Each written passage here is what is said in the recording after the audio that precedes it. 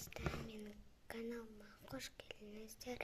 Достар, бүгін мен сендерге осы косметикама обзор істейтін боламын. Енді бұның сырты кішкентай, мен іші енді көп зат бар, сондықтан қазір сендерге көрсететін боламын. Ең бірінші ол бізде осындай тень, ішінде короче, осындай помада, осындай тень, қара цвет, осындай жерде контуринг, румяна, помада, айна бар еще. Вот.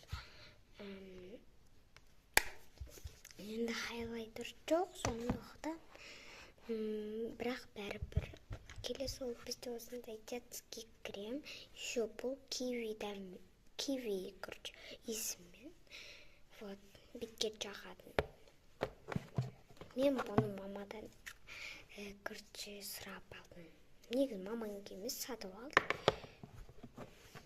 Үшінші ол бізде осындай помада.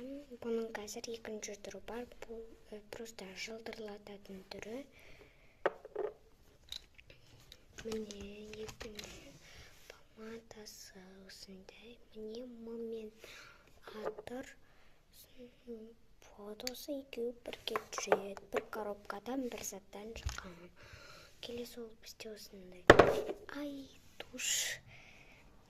Вот. Сосын бізде осындай кроме духи.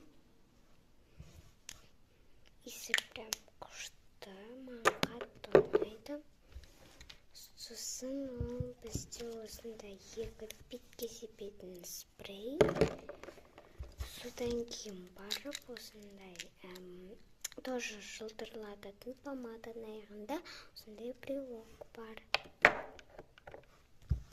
Содан кейін ол андай румяна, контуринг, сондай заттарды бетіп жағатын кисточка. Сосын ең соңғы екі зат қалды.